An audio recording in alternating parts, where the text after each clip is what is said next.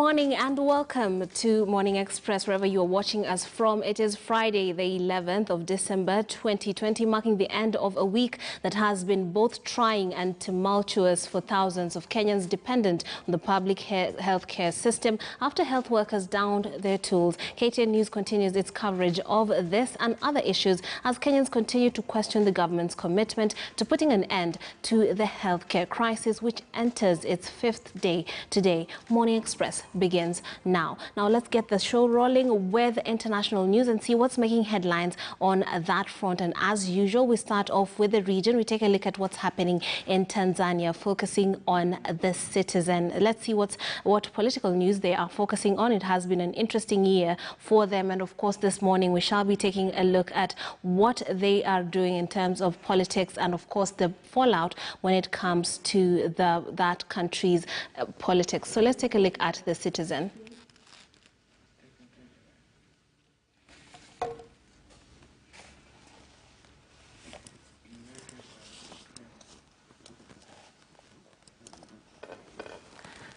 Now, we are told Tanzania's ex-MP Godbless Lema and his family gets asylum in Canada. Tanzania former MP Godbless, we do remember this politician trying to get help from Kenya. He found himself in the hands of the police, and finally he has managed to get his way to across the waters to Canada. And this is, I think, good news for him and his family after he claimed he was in danger. There's more news here. We told drama as MP fails to take oath as deputy minister, and then 82-year-old man gets his PhD, and he's pictured there. That is Mr. Samuel Mutasa. Take a look at his inspiring story and get yourself inspired. Let's take a look at what's happening in Uganda. We have the Daily Monitor this morning telling us about Bobi Wine, that's the opposition leader right now in Uganda, on the spot for removing officers' mask. The police officer had a face mask to protect himself, of course, from the coronavirus, others from, and of course, himself and others. We have the tally for that viral infection right there. Tanzania is at 509. Kenya now, we are at 90,305. Uganda is at 25,730, while Rwanda is at 6,349. Far from that, the East African, giving us a general view of the situation in East Africa. The leading story this morning you'd find is of that ex-MP Godbless Lema.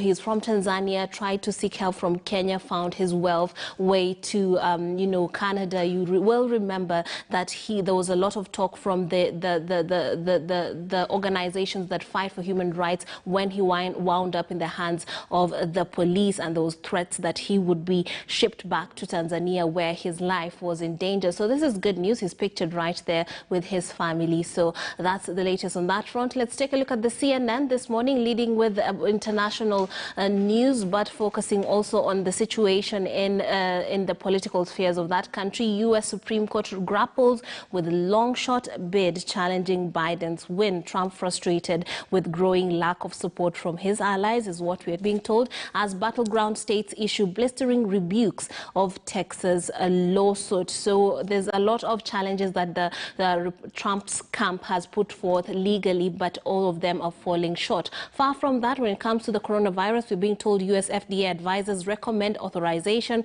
of Pfizer biotech vaccine, while we're being given news about the One Chai connection. The Washington accused drug lords, gun runners and dictators, financiers tied in one Hong Kong district. Take a look at that and see what's happening as far as crime is concerned, U.S. politics, as well as the coronavirus. Last but not least, I do believe we have The Guardian as our last paper right there. Let's shift to it and see what is making headlines from the United Kingdom.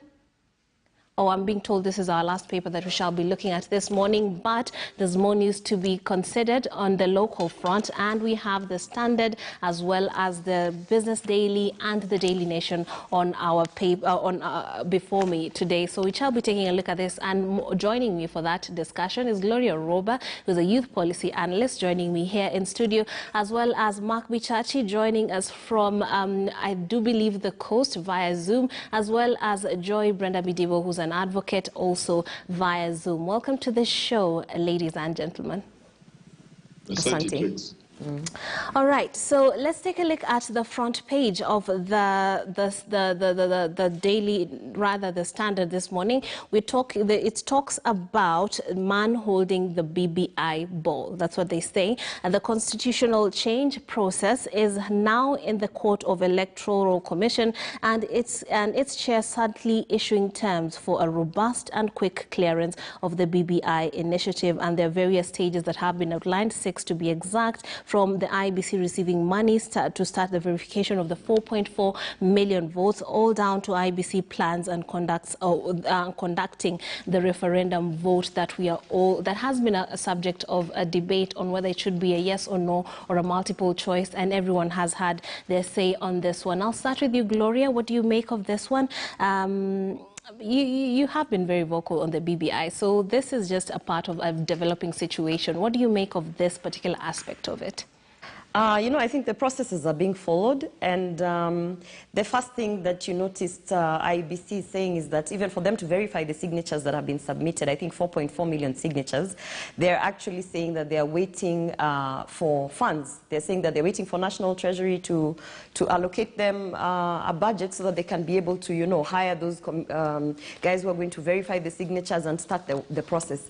So, of course, we knew that we would get to this point where it can be reggae all day and night while we're dying and the healthcare is going on strike and all that. But at one point, even to continue with the processes of getting to a referendum, we definitely need to spend some money. So this is what I kept on reminding Kenyans, is that it's all fun and games until you start understanding the impact that this whole initiative will have to your pocket, directly to the taxpayers. So Chebukati has said they're waiting for National Treasury to allocate them. Of course, now there's the issue of Parliament has to approve the funds, but then there's a loophole, obviously, that 10% of the funds can actually be spent prior to Parliament approval. And so you've had guys like Akina Junet saying, we can get the money quickly, we don't need to have a delay, because after all, we can spend up to 10% of the budget and then go back and get it approved in Parliament. So, we need to hurry up this process.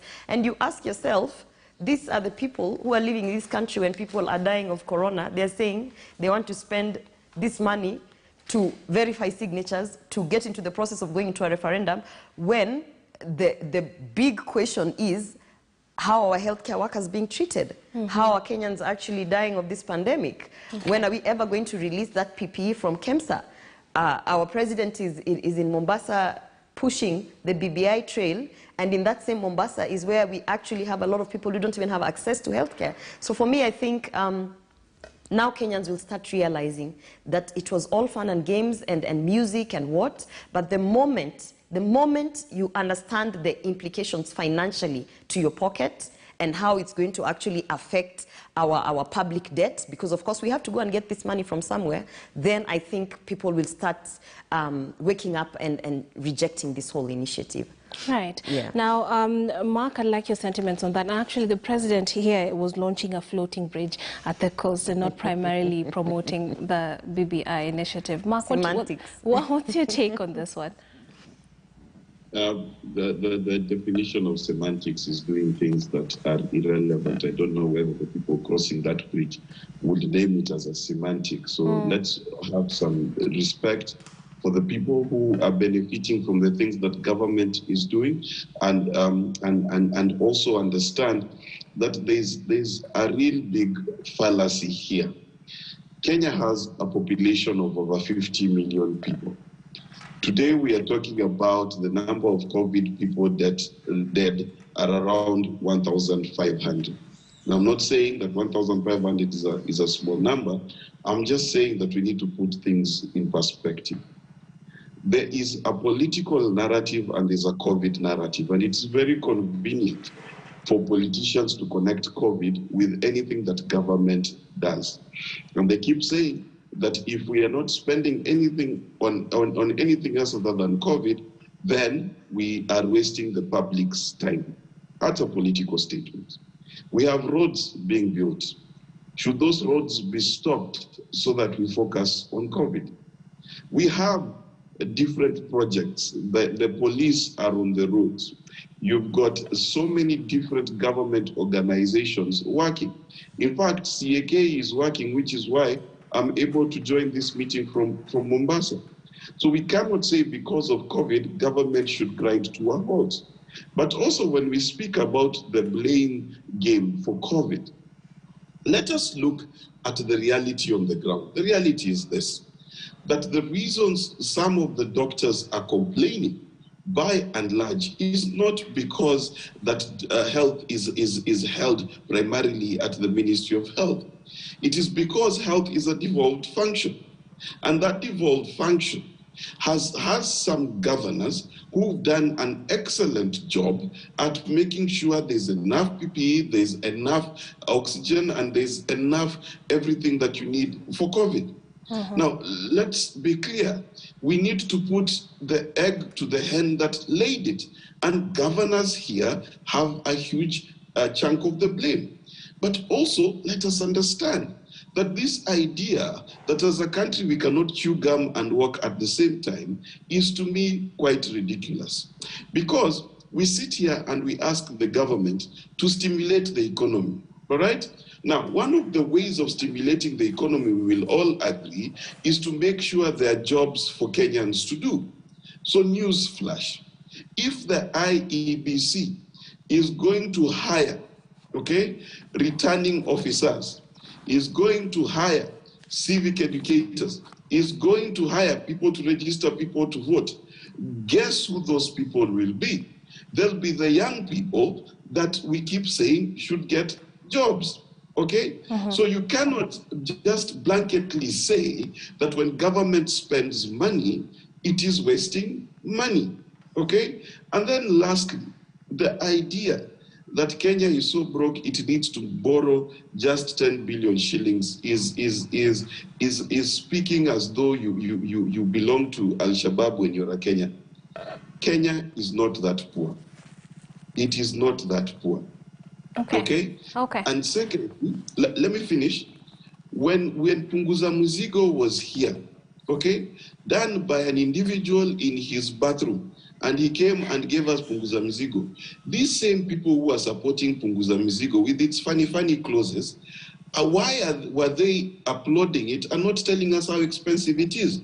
Why were they applauding the dissolution of parliament and not telling us how expensive it is for us to go back to an election? So let's not mix politics with what is good for this country. Okay. Joy, come in on this discussion. What do you make of this stage that we are at? First and foremost, it's just a confirmation that indeed the BBI process is carrying on. Yes. Regardless of all the noises and the pushback and everything that we have had, what we have seen this week shows that the proponents of BBI are firmly in control of the process and they're not stopping for anything. And that's one thing I think Kenyans have already come to accept. The second thing that we have also realized is 4.4 million signatures was definitely an overkill because all that is going to be verified is the 1 million signatures. I think it was a point-proving thing. I know. Yeah. It's one of those things, once they get to 1 million registered voters, they don't need to verify anything else. And be like, okay, fine, we've got enough. The rest of it, you know what, yeah, you can frame it and hang it on your wall. But the other thing that I think Kenyans also need to understand is this is the part now where you need to interrogate what is contained in the bill. Because come 2021, at some point, you as a Kenyan will be asked, do you support these amendments contained in this constitutional amendment bill or not? If you're waiting for people to get into a political rally to tell you, Corona has told you that's not going to happen. If you're waiting for politicians to read for you, you can see they're reading different things, they're not reading the bill. So my urging to Kenyans would be, because there is something that's going to come that will require you as a Kenyan to make a decision, find this bill for yourself and read. Those of you who've got a little bit of education, help your villagers as you're going for Christmas, do your own mini civic education, because on this particular round, we have to understand what it is we are saying yes to. And if we're saying no, we have to understand why we are saying no. Because I think the thing that has become apparent is that there's so much noise, so many interests, but at the end of the day, lies squarely with the citizen to make up their mind. So that would be my take on it. I'm choosing to walk the higher road today. Okay, okay. What could you possibly add, Gloria? The fact that somebody is trying to say that we are not broke, that we have so much money. Okay. I mean, according to the reports that have been out from World Bank, as of June, we have a debt of 6.7 trillion that we have to pay back. We actually had National Treasury and going in to actually restructure our loans because we are unable to keep up with the payments that we should be making monthly.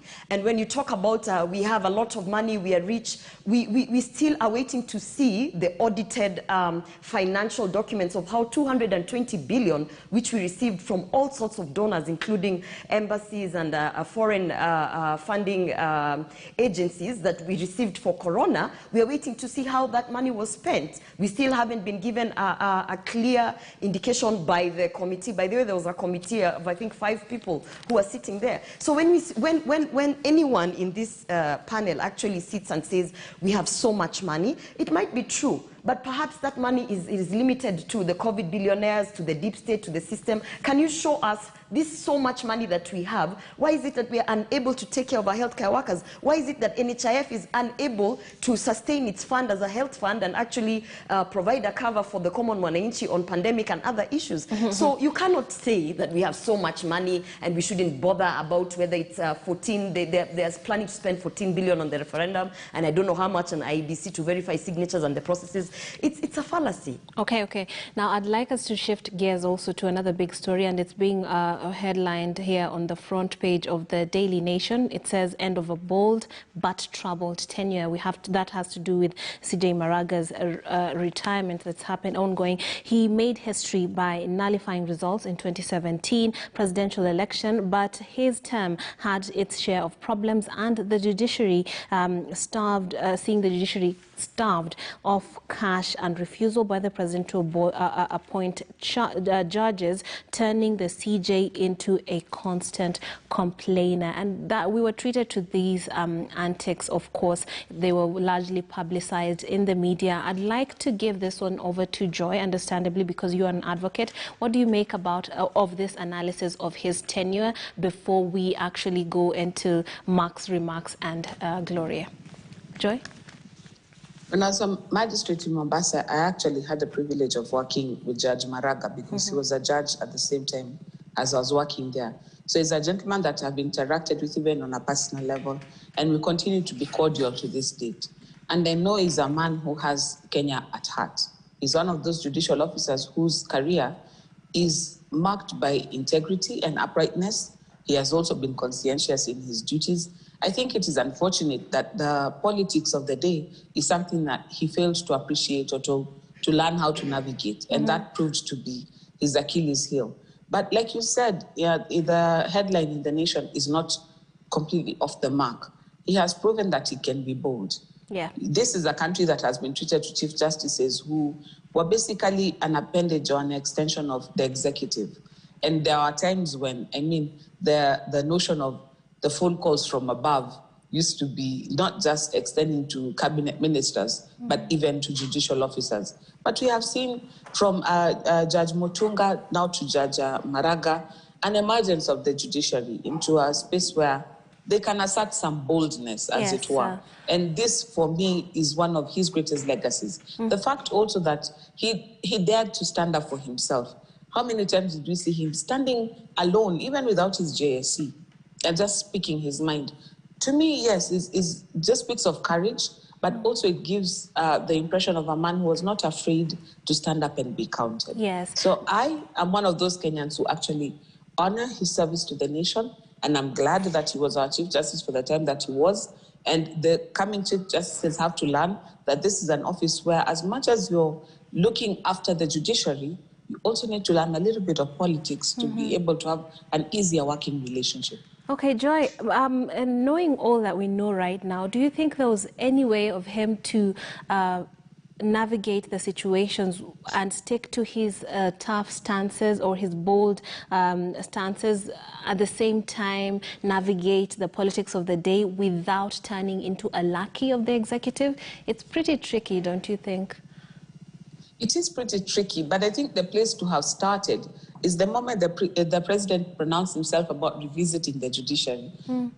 All of us picked it up and were like, there is something there. Yeah. But I think that CJ decided, you know what, we'll deal with it when it gets there.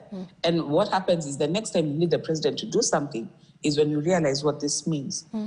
Somebody else would have thought, okay, you know what, maybe I need to pay a courtesy call and just smooth things over. Yeah. And I think Judge Maraga felt that that might have been something that would compromise his integrity.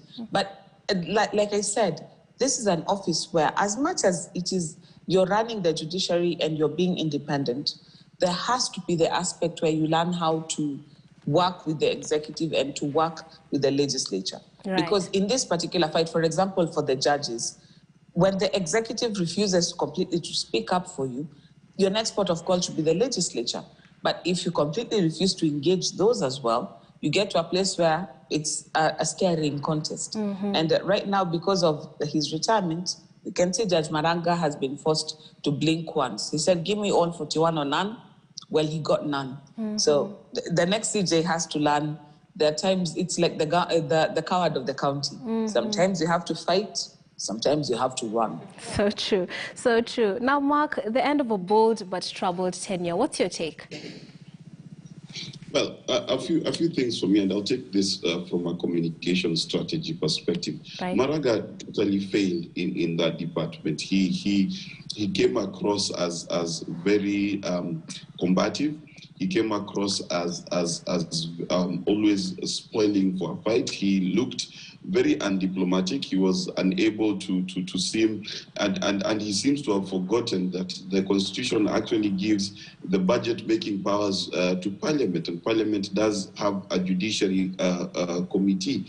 We did not see him leverage that relationship.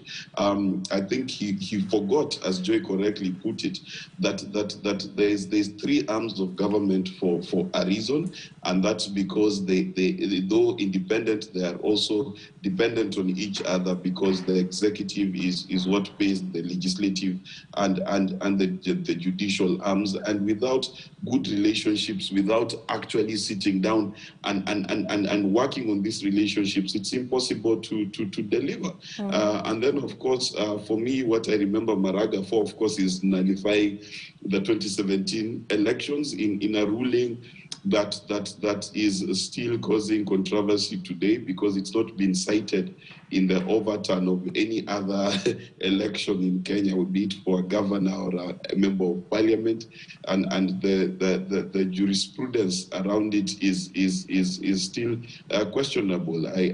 Joy is shaking her head. She'll have to give me an example if I'm wrong, but I've not heard of any. But Maraga in general is going to be remembered as the man who wanted a Mercedes, is going to be remembered as a man who took on the president, and is going to be remembered as a man who stood up for what he believed in. And then, of course, he's going to be remembered as a man who tried and he may succeed, time will tell, in terms of removing our parliament from office, for not meeting the 2/3 gender rule. So these are significant things he will be remembered for. I don't know whether the judicial service will remember him well. Finally, in terms of loans, there are many people in Nairobi who drive around with loans and they can afford the fuel for their car. So just because Kenya has a loan does not mean it is flat broke. I don't know why I have to... Okay, I had even forgotten about that one. Joy, Gloria, could you tell us about what you make of Maraga's tenure and the legacy he leaves as he, retires? Tricks, I have to start from the point that I was raised as a Seventh-day Adventist. Okay. So to me, first of all, I have to remember that Maraga is the one person that said he's not going to work on the Sabbath, whether you take him wherever you want to take, he's not working on the Sabbath. So for me, first of all, that's a person who is clearly very, is a staunch he keeps to his beliefs. Yeah. And he's a person who has showcased throughout all his decisions and undertaking that the only person that he fears is God. And I think even at one point he uttered and said, you know, the only person that I fear is God. And so if this is the work that I've been given to do, these are the things that I should do. My co-panelist says that he'll be remembered as the person who asked for Mercedes and, you know, was complaining and this and that. I don't think so. He'll be remembered as that person who stood for what is right. Starting from the point where he actually nullified the election in Africa. How many countries have done that, have actually stood for the law and despite the situation and all the dynamics that are there during an election, he stood firm and he said, you know what, he nullified that election and we went back to the ballot. So that's something that you can take anywhere to show, integrity. But he's also the person that said we absolutely have to stand for this constitution, and so separation of powers and independence of the judiciary must be fought for, which is why the assumption is that he was fighting the president, but he wasn't. He was actually defending the constitution. So for me, I'm actually, every other time that we speak about Maraga, the one thing that I always say is that I'm glad to have been raised in a background of the Seventh-day Adventists, because they start you at a young age from a point. There's a thing they call the Pathfinder, and they indoctrinate it in you in terms of, the servant of God, faithful and integrity and all those things. And Maraga is an example of what a leader should be in this country. If we could all take up that mantle and stand for what is right, independent of political bias, independent of the situation or the threats or, the pressure, I feel as though Maraga is one of the people that we should push our kids to look up to emulate. Yes. Okay. Now let's shift gears to. I'm glad you brought up the issue of leadership. We are told MPs got 2.7 billion shillings illegal perks. In a landmark ruling, the court orders Parliament to recover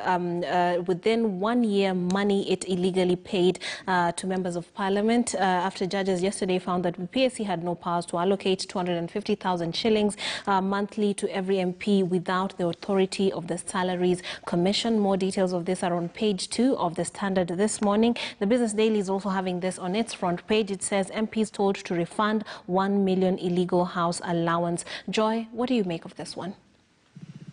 Just before I got the SRC question, there's something I want to set just slightly straight. Okay. Because Mark talked about how the case against the nullification of the presidential election has never been cited in any other jurisprudence. Actually, you will realize even not only was it cited in many of the cases filed by the governors and the other people challenging the election thereafter, but also around the world, you don't get very many presidential election nullifications. So internationally, it's not going to get cited very often, simply because of the rarity of what happened in Kenya and the uniqueness of what we saw. But over and above that, during Judge Maraga's tenure, one of the things we saw was there's not been a single scandal about the judiciary and how they've used their money. Even when their budget has been reduced, we have seen courtrooms being constructed across this country. The infrastructure of the law courts has improved vastly during the Maraga tenure. There are places where we did not have our law courts, that now we've got beautiful buildings that are standing where judicial officers and Kenyans can actually have a conducive environment to access justice. We have also seen a growth in how the judicial officers have also been developed. There's been a lot of promotions, a lot of trainings and things like that that have actually improved the lives of the judicial officers. This is a tenure also that has been marked by a lot of quote-unquote stability in terms of the judiciary. The place that we have definitely stumbled is in this year when we've been trying to do the e-filing and the e-hearings and the e-things. The technology has totally failed him. And maybe that's where a benefit of a younger Chief Justice maybe who's more agile in terms of implementing the electronic court system might benefit. But in terms of steering this ship, I think he has done a very stellar job under a very difficult circumstance. Okay. Educate me, which of those cases have been won based on Maraga's ruling, on the process mattering more than the results? Is there a case anywhere in the world?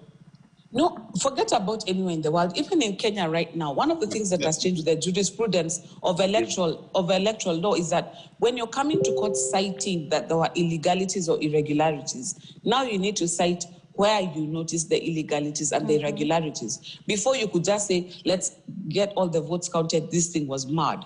Now you need to zero in. It was in this polling station where my agent said I had 50 votes, but here IEBC is counting 45. I want this polling station checked. So the jurisprudence in electoral law has actually grown. But it's one of those things where the benefit of it is such that where people before were getting decisions overturned for no apparent reason, now there's actually a process that you can follow to arrive at it. But the thing that is most notable was just the audacity of the judiciary standing up for itself despite the political temperatures of the day. Okay. That in itself was a big win. There's a glass ceiling it broke in terms of understanding that, you know what, the judiciary doesn't have to do just what is. There was something that used to be called for the public good. That meant you break the law for the public good. Now that ceiling has been broken, where there are times when you need to stand up for the law, because even if it is not convenient, it is what is right. And that is something that Judge Maraga has delivered to us. I'll have you hold your thoughts on the issue of the salaries, or rather the allowances that the MPs have been told to give back because it has been turned and as an illegal allocation. We take a break here on Morning Express. When we come back, we shall be taking a look at that particular story that's made headlines, as well as the various biggest stories that have made headlines in up to and not limited to the health workers going on strike. Let's take a break.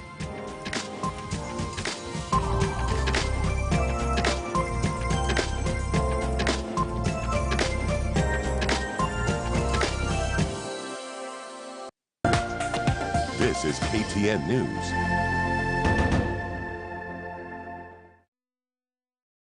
Tunaweza kurudi kwa maisha ya kawaida. Tunaweza kuhakikisha kila mtu yuko salama. Tunaweza kushinda janga la korona ikiwa tutashirikiana kwa amani na upendo. Kwani umoja wetu ni nguvu yetu, na nguvu yetu ni ushindi wetu. Pamoja dhidi ya korona. Baki salama. Zidi kuzingatia ushauri kutoka kwa Wizara ya Afya. Ujumbe huu umeletwa kwako na Search for Common Ground chini ya ufadhili wa European Union. We value your feedback and welcome any comments, queries, or complaints regarding our news content. You can get in touch with us on SMS 22155, call 0719 012 450, or you can send us a letter on Post Office Box 30080-00100, or deliver it to our offices at Standard Group Center, Mombasa Road, Nairobi.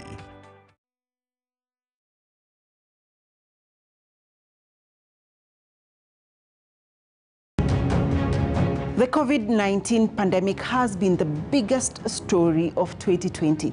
It has affected virtually all spheres of life.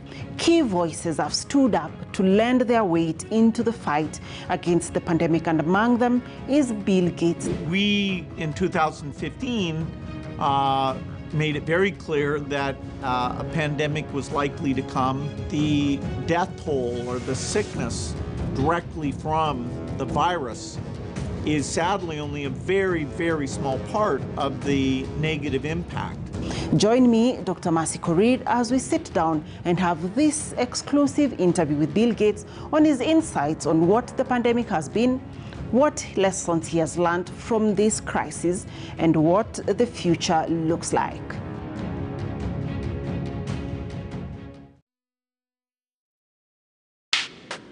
And the DRC marks 60 years of independence from Belgium, coming 15 months for the country.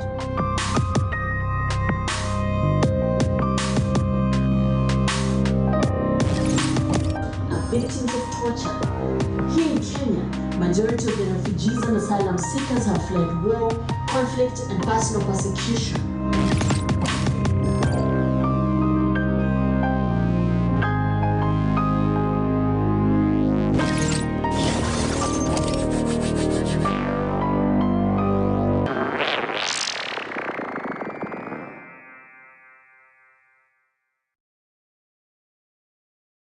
Mimi ni DM Dispring master.